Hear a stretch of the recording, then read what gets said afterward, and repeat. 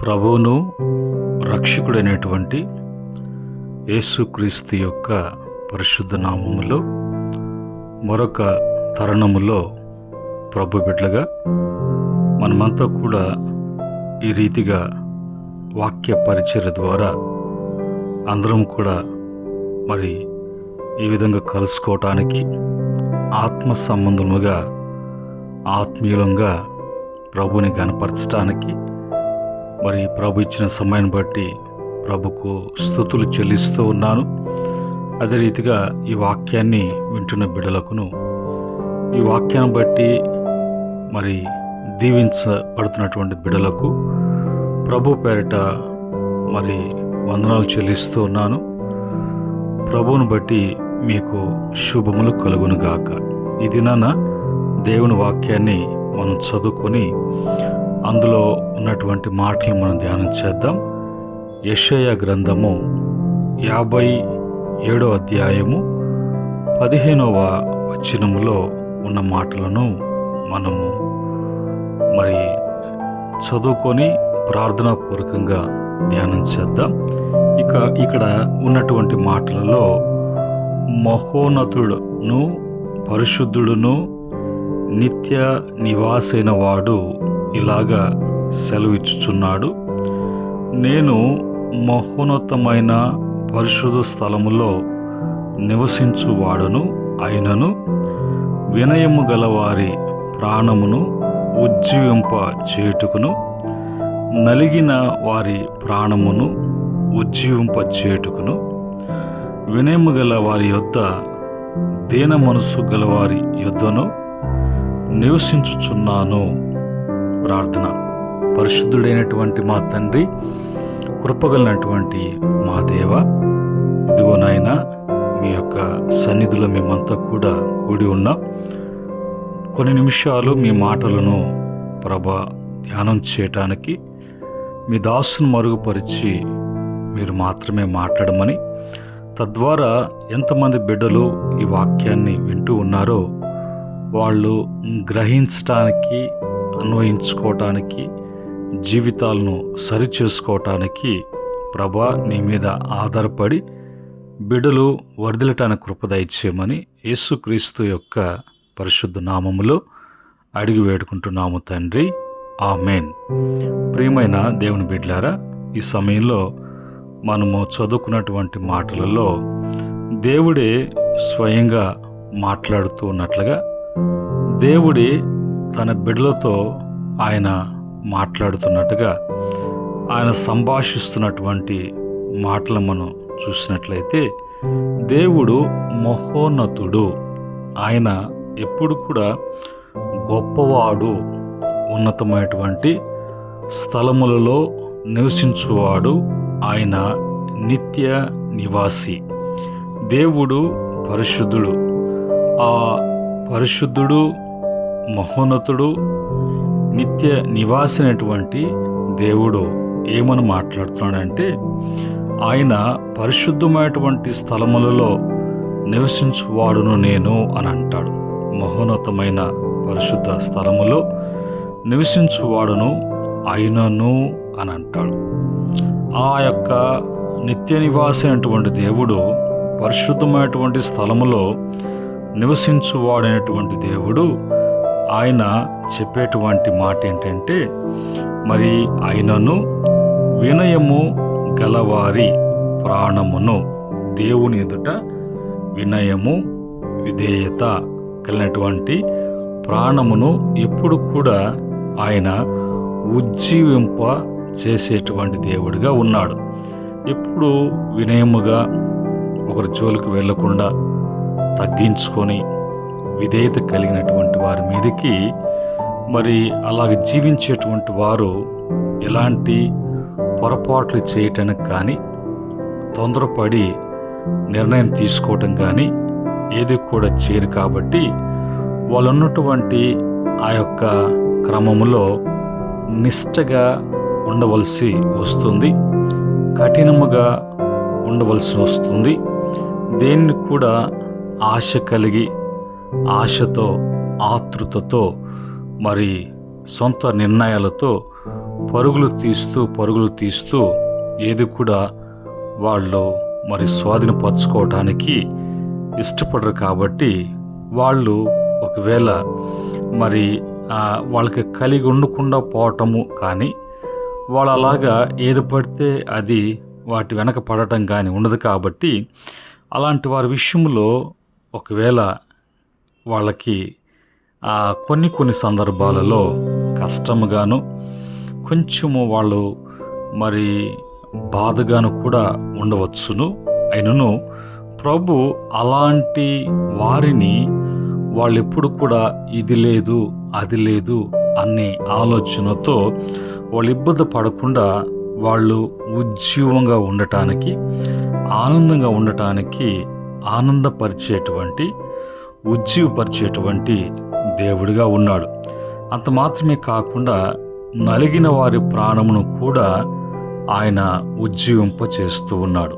నలిగినటువంటి ప్రాణము, అన్ని సమస్యలతో నలుగుతూ ఉన్నటువంటి, మరి విరిగి నలిగినటువంటి పరిస్థితిలో ఉన్నటువంటి వారిలో కూడా ఒకవేళ వారి జీవితంలో అలాంటి ఒత్తిడుల గుండా వెళ్తున్నప్పుడు వారిలో కూడా ఒకవేళ మరి సంతోషమైనటువంటి పరిస్థితి ఉన్నప్పటికీ కూడా దేవుడు తన బిడ్డలను ఆ విధంగా ఉంచడానికి ఇష్టపడడు కనుక ఆయన వారిని కూడా ఉజ్జీవింప చేస్తానని, మరి వినయము గల వారి యొద్దను దీన మనస్సు గల వారి యొద్దను నేను నివసించుచున్నాను.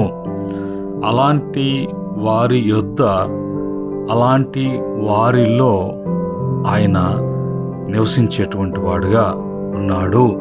చూడండి, ఇప్పుడు దేవుడు ఎంత గొప్ప దేవుడు, ఆయన ఎంత పరిశుద్ధుడు. ఆయన నివసించేటువంటి స్థలము అది నిత్యము నిరంతరము ఉన్నటువంటి స్థలము. అంత గొప్ప స్థలములో ఉంటూ ఆరాధించబడుతున్నటువంటి దేవుడు, అంత గొప్ప దేవుడు ఈరోజు ఆయన అక్కడ ఉండటానికి, అలాగా అక్కడే ఉంటూ చూస్తూ ఉండటానికి ఇష్టపడేటువంటి దేవుడు కాదు. కానీ తన బిడ్డలైనటువంటి మరి వారి విషయంలో ఆయన వారి యొక్క వినయాన్ని బట్టి, వారి యొక్క నలిగినటువంటి అనుభవాన్ని బట్టి, వాళ్ళ యొక్క దీనత్వాన్ని బట్టి ప్రభు వచ్చి వారితో ఆయన ఉండటానికి, వారిలో ఉండి వారిని వాళ్ళ యొక్క అవసరతలు తీర్చడమే కాకుండా, ఏ కష్టం వచ్చినా, ఏ బాధ వచ్చినా, ఏ భారం అనిపించినా కూడా ప్రభు వారికి అది భారంగా కాకుండా, కష్టంగా కాకుండా, దుఃఖముగా కాకుండా, అది వాళ్ళకి అభ్యంతరకరంగా ఉండకుండా ఆయన చేసేటువంటి దేవుడిగా ఉన్నాడు. సమస్తమును కలుగు చేసినటువంటి దేవుడు, సమస్తము ఆయన చేత చేయబడి సమస్త సృష్టిని పోషించేటువంటి పోషకర్త అయినటువంటి దేవుడు. ఆకాశము నా ధననిధి అని చెప్తున్నటువంటి దేవుడు, మన యొక్క ప్రతి అవసరములు తీర్చడానికి ఆయన ఎక్కడో ఉండి చెప్పేటువంటి దేవుడిగా కాకుండా, ఎక్కడో ఉండి మాట్లాడేటువంటి దేవుడు కాకుండా, తమ యొక్క గుణ లక్షణాలను బట్టి, వారు జీవించేటువంటి జీవితాన్ని బట్టి, వాళ్ళు ప్రవర్తించేటువంటి ప్రవర్తన బట్టి ప్రభువే ఆ యొక్క నిత్య నివాసాన్ని, ఆ పరిశుద్ధ స్థలాన్ని, అంత గొప్ప దేవుడు, ఆ ఉన్నతమైనటువంటి స్థానంలో ఉన్నటువంటి దేవుడు తన బిడ్డల కొరకు ఆయన దిగి వచ్చేటువంటి గొప్ప దేవుడై ఉన్నాడు. ఇది మనము ఎప్పుడైతే గ్రహిస్తామో, ఎప్పుడైతే దేవుని గూర్చినటువంటి అవగాహన కలుగుతుందో, దేనికి కూడా మనము భయపడేటువంటి వారంగా ఉండం. ఇన్ని వచ్చినా కూడా దేవుడు నాతో, నాలో, మాలో ఆయన మా మధ్యనే నివాసము చేయుచున్నాడు కనుక మాకు మరి ఏ కొరత, కొదువు ఉండదు.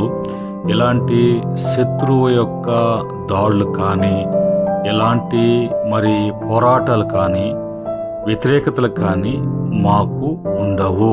ఎందుకంటే మా యొక్క భారములు మోసేటువంటి దేవుడు, మా సమస్త బాధ్యత ఆయన మీద వేసుకొని భరించేటువంటి దేవుడు మాకున్నాడు అనేటువంటి ఆలోచనతో, అలాంటి ధైర్యముతో, నిబ్బరము కలిగి ముందుకు వెళ్తారు దేవుని బిడ్డలైనటువంటి వారు.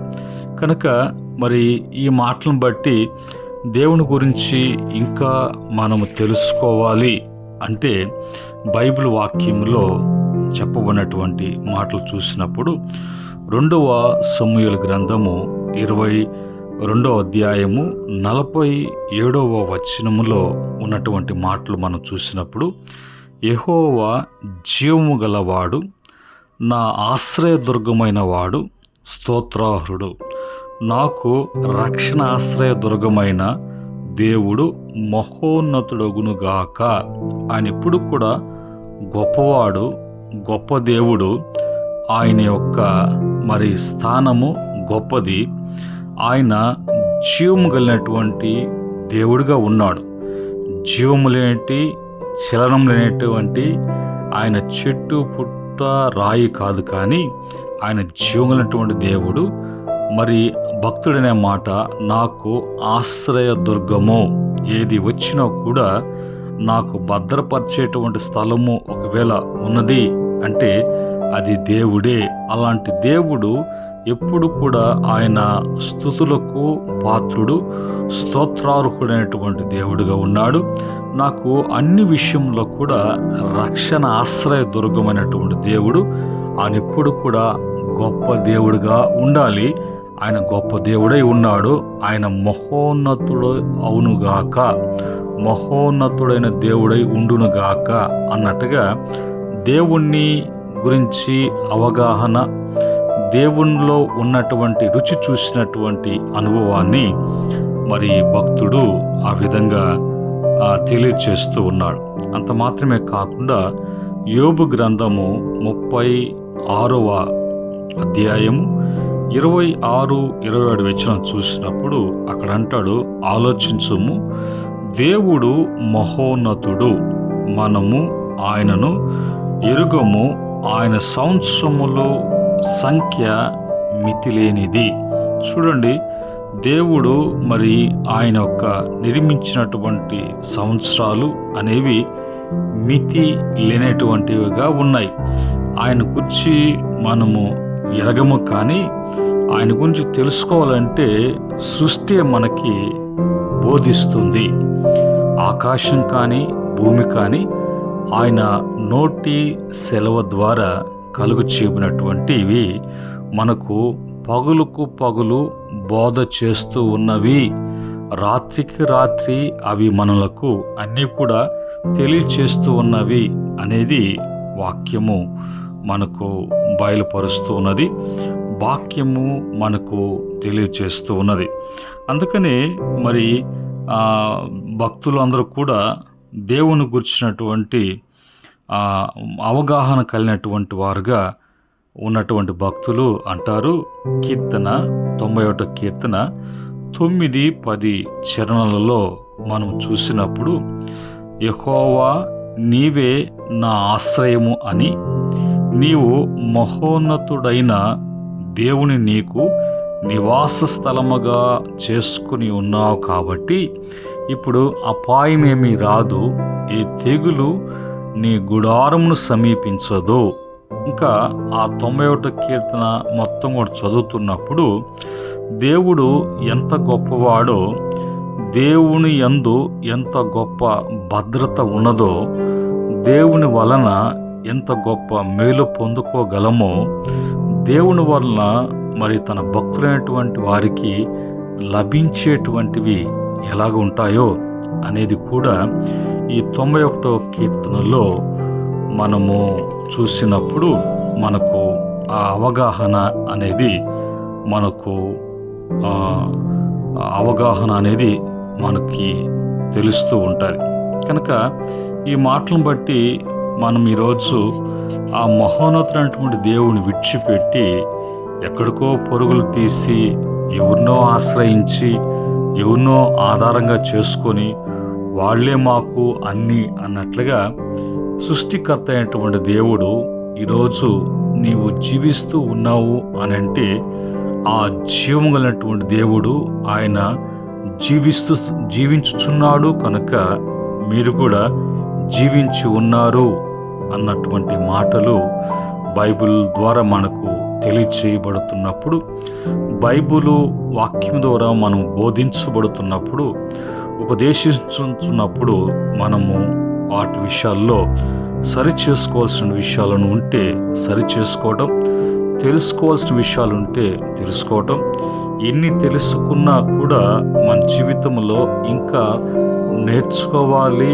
తెలుసుకోవాలి, ఇంకా తెలుసుకునే కొలది, నేర్చుకునే కొలది నీవు ప్రభువుకు దగ్గర కావటమే కాకుండా, ప్రభువుని హత్తుకొని ఉండటమే కాకుండా, ప్రభువులో నీవు జీవించే జీవితము అది నీకు శ్రేష్టకరమైనటువంటిదిగా, ఆశీర్వాదకరమైనదిగా, దీవెనకరముగా ఉండేటువంటి అనుభవంలోకి తీసుకువెళ్తుంది.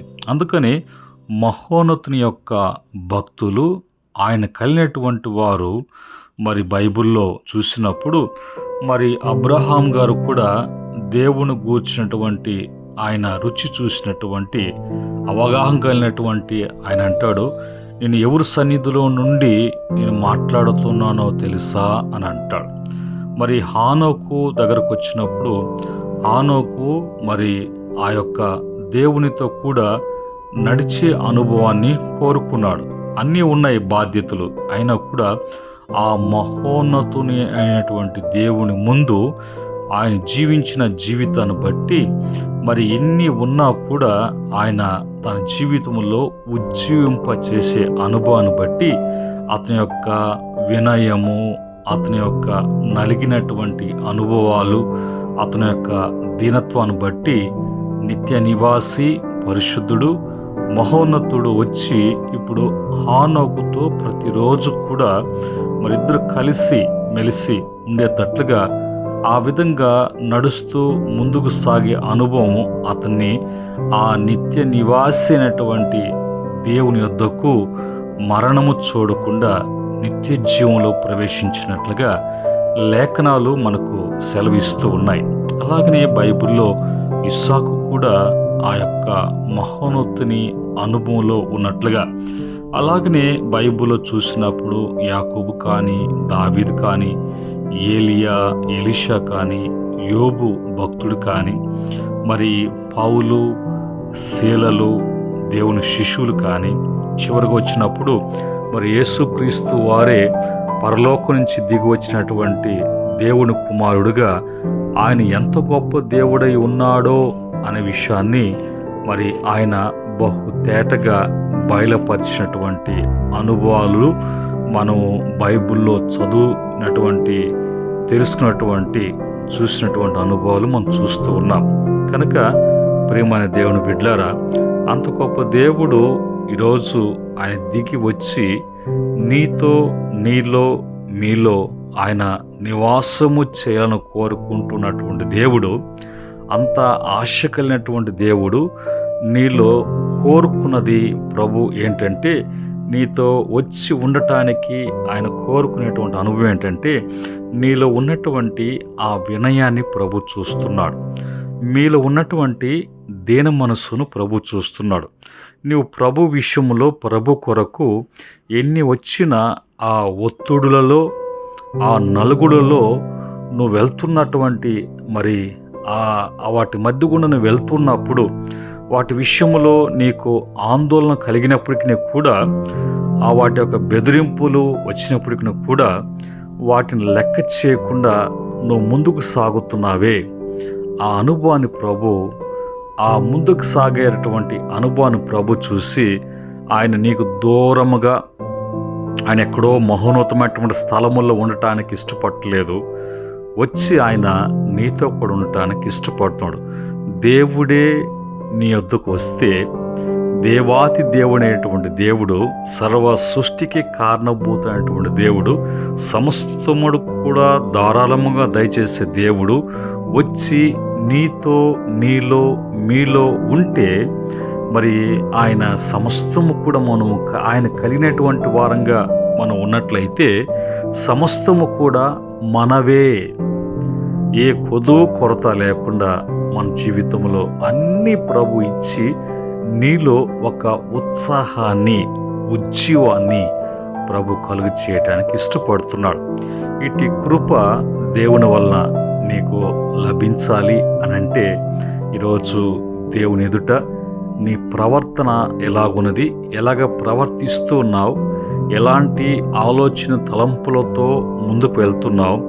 ఒకవేళ వినయము, విధేయత, దీనత్వము అనేది కాకుండా అతిశయించటం అనేది కానీ దేవుని ఎదుట నిన్ను హెచ్చించుకొని ఏదో చూసుకొని ఏదో ఉంది అన్నట్లుగా నువ్వు ఒకవేళ ప్రవర్తిస్తూ నీ జీవితంలో దినదినము నష్టపోతున్నటువంటి అనుభవాలు, నష్టపోయినటువంటి అనుభవాలు, కృంగదీసేటువంటి అనుభవాలు, మరి ఏమీ లేనటువంటి ఒట్టి చేతులతో బిక్కు బిక్కు అంటూ భయ ఆందోళనలతో ఉంటూ ఉన్నావా? అయితే ఈరోజు ప్రభు నీతోనే మాట్లాడుతున్నాడు, మీతోనే ప్రభువారు మాట్లాడుతున్నారు. కనుక ప్రియమైన సహోదరి సహోదరులారా, ప్రియమైనటువంటి దేవుని బిడ్డలారా, మరి ఈ యొక్క మాటలను బట్టి మీరు దీవించబడాలని, మీ జీవితాల్లో గొప్ప మేలు జరగాలని మీ కొరకు నేను ప్రార్థన చేస్తూ ఉండగా నాతో కూడా మీరు మరి ఏకీభవించండి. ప్రభు తిరిగి మిమ్మల్ని క్రీస్తు యేసునందు నూతనపరిచి నూతనమైనటువంటి అనుభవాల్లో మిమ్మల్ని అందరూ కూడా నడిపించునుగాక. ప్రేమగల తండ్రి, పరిశుద్ధుడా, ఈ యొక్క మాటలు నాయన బిడ్డలు విన్నారు వారి జీవితాల్లో ప్రభా మరి ఆ మాటలను బట్టి సరి చేసుకోవటానికి, ఆ మాటలను బట్టి ఆదరించబడటానికి ఇంకెలాంటి ధైర్యము లేకుండా పిరుగుతనముతో ఉన్నటువంటి బిడ్డలు ప్రభా ఒకసారి కనికరించు నాయన. నీ బిడ్డలు కాదు ప్రభా, నీ చేత్తో నువ్వు చేసుకున్నానని చెప్పావు. నీ చేత్తో చేసుకునే బిడ్డలకు నీ రూపంతో చేసుకున్నానని చెప్పావు. నాకు ఎంతైనా కూడా మరి కనికరం గల దేవుడవు, మీరు ప్రేమ గలటువంటి దేవుడు నాయన. బిడ్డలు మీ చేతికి అప్పగిస్తున్నాం. ఎంతమంది ఈ మాటలు వింటున్నారో, ఎన్ని స్థలాలకు ఈ మాటలు వెళ్తున్నాయో అందరి జీవితాలలో మరి నూతన పరిచి బిడ్డలకు ఆశీర్వాదకరంగా, దీవెనకరంగా మరి ఎప్పుడు కూడా బిడ్డలు నీతోనూ మీరు వారితోనూ ఉండి నాయన ఈ లోకంలో ఈ యాత్ర, ఆత్మీయ యాత్ర, పరమ యెరూషలేము యాత్రలో బిడ్డలను ప్రభా అన్ని విషయాల్లో బలపరిచి మేల్చేయమని యేసుక్రీస్తు యొక్క పరిశుద్ధమైన నామములో అడిగి వేడుకుంటున్నాము తండ్రి. ఆమేన్. పరమ తండ్రి దేవుని ప్రేమ, రక్షకుడు యేసుక్రీస్తు వారి యొక్క దివ్య కృప, పరిశుద్ధాత్మ యొక్క అన్య సహవాసం వెంటనే బిడ్డలకును సకల పరిశుద్ధులకు ఆయన దాసులకును సదా తోడే నడిపించునుగాక. ఆమేన్. దేవుడు మిమ్ములను మీ కుటుంబాలను దీవించి అన్ని విషయాలలో వృద్ధిపరచునుగాక. ఆమేన్.